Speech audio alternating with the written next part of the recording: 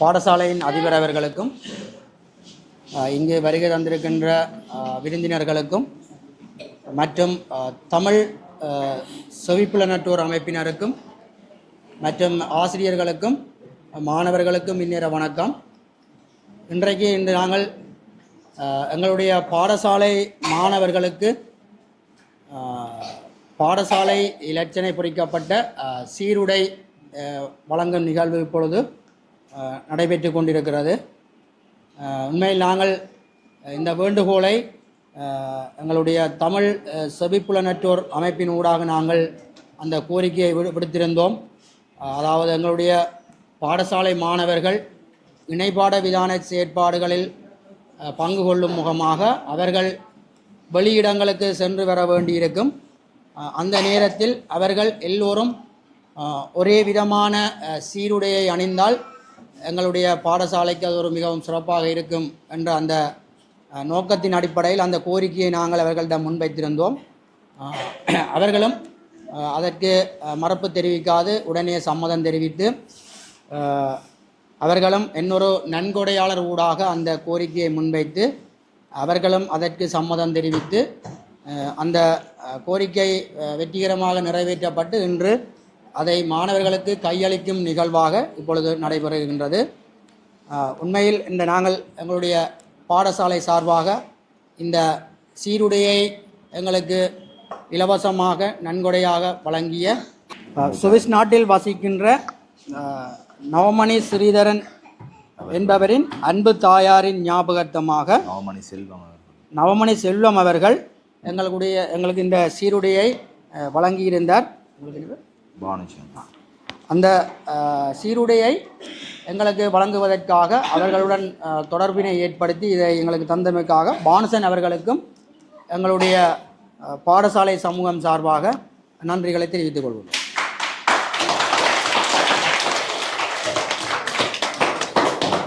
சீருடையை எங்களுக்கு இலவசமாக அன்பளிப்பு செய்த பானுசன் அவர்கள் எங்களுக்கு சில உரை வழங்குவார்.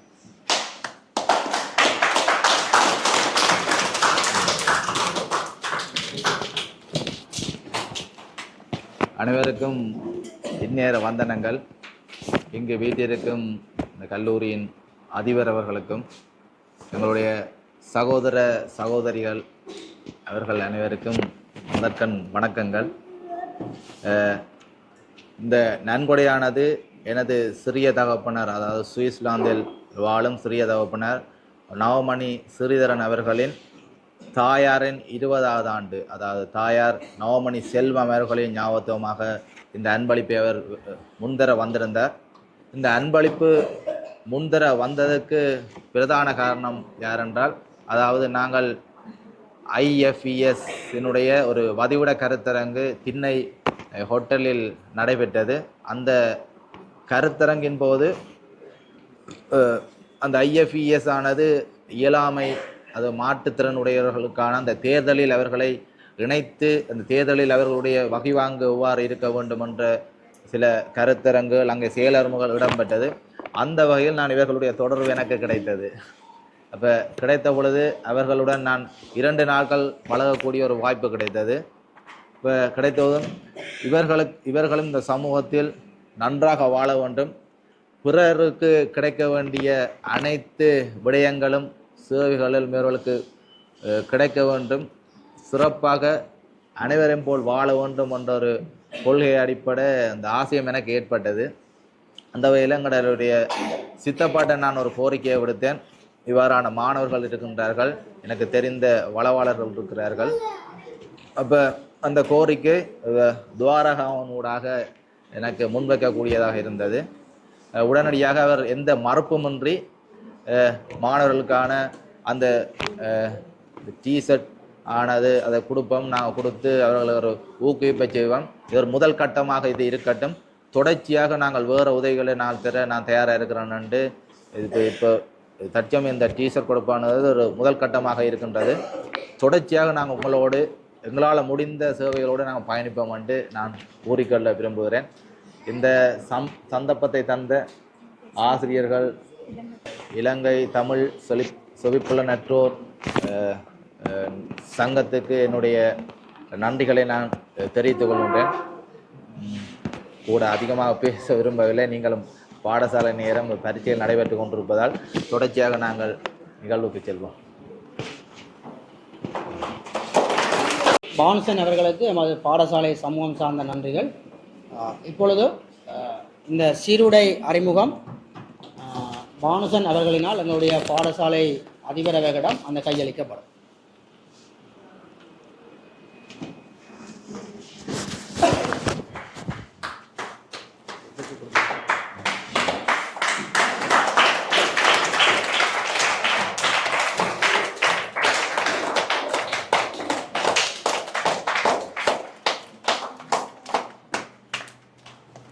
பானுசன் அவர்களினால் சில மாணவர்களுக்கு இந்த டிஷர்ட் வழங்கி வைக்கப்படும்.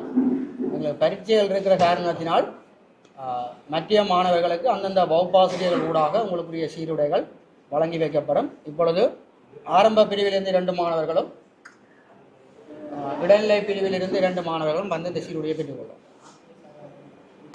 ஹலோ,